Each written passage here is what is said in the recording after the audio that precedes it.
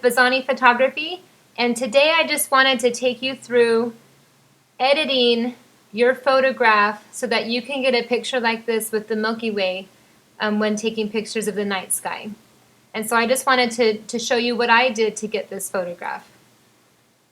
So first I want to start by showing you what my original photograph looked like. As you can see, obviously it was dark. This was taken at Glacier Point in Yosemite National Park, and you can see the Milky Way here, but it doesn't really stand out as much as I would like it to. You can kind of see in this preview here some of the grain that was involved in that photograph. This picture was taken with a Canon 5D Mark II, and I used my wide-angle Canon lens for this. It was taken at ISO 2500. I had it at 24 millimeters, and then it was taken at f2.8, and it was exposed for 20 seconds.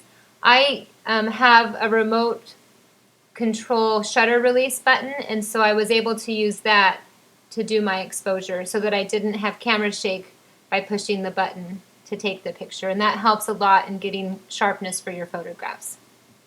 So the first thing I wanted to do was to change the temperature of this photograph. And it'll just take a second.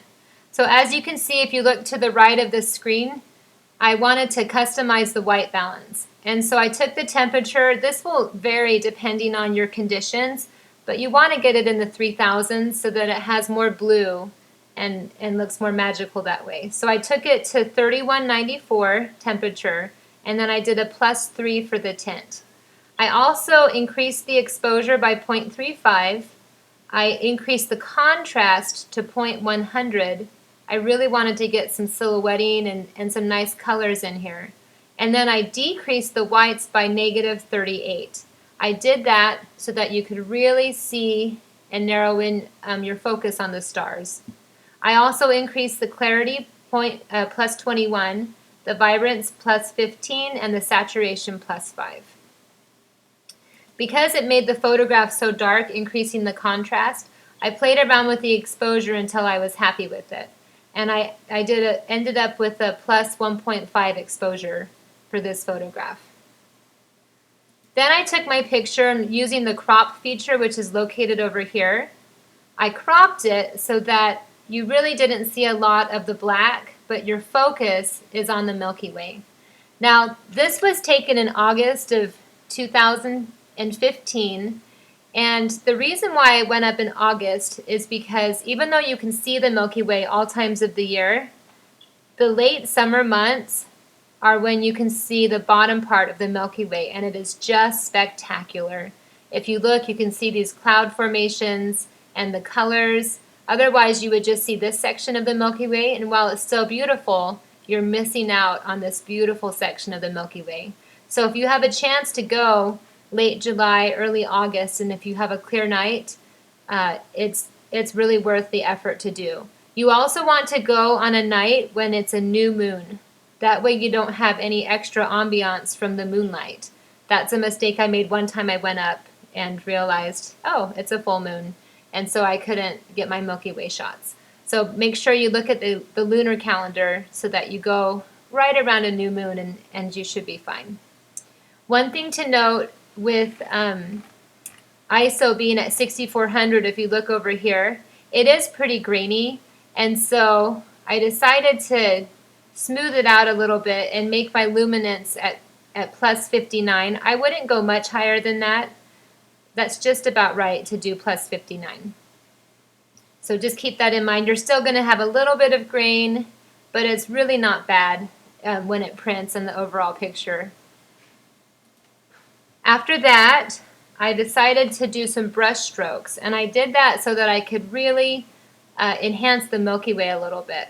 So if you look over here in the right-hand corner on Lightroom, there's this little paintbrush. You want to click on that, and I'm going to show you where I painted. So I started by painting this section, and I just wanted to give it a little bit more clarity and bring out the colors that were already there. I didn't change the hue of the colors. I just wanted to bring out what was already there. So I added +5 on clarity, and plus 15 on saturation. And you can do that by typing in these boxes or clicking on these sliders and moving them to the left or right. And this is really a personal preference on what you want to do. I went ahead and increased the brush stroke to more parts of the Milky Way. So you can see I brushed here and then I brushed here. And I ended up going up just a little bit all the way up to the top of the Milky Way, as you can see. That's kind of where I added it. And what I did is the saturation and clarity, I kept those the same. Then I wanted to bring a little bit more definition to my Milky Way. And so I decided to increase the clarity to plus 17. And then I wanted to also increase the highlights a little bit to bring out some of the white in these cloud formations. And so I just did plus 8. It's just a tiny, tiny bit to bring out some of those cloud formations. I then increased the exposure of the Milky Way a little bit to plus 0.12. And I didn't like it, so I moved it back down a little bit. And then I got it to where I was happy with it. It's just 0.01. The next thing that I did after doing the brush strokes is I decided to increase the shadows. I really want these trees to be a nice dark silhouette, and so I increased the shadows to plus 2.8, and I did that over here. I also wanted to make it a little bit brighter. I felt this was a little bit too dark, and so I did some black clipping, and I did that by actually decreasing some of the black in the photograph, and so I increased that by 0.38. And this is my final copy. So as you can see, the before looks like this, and the after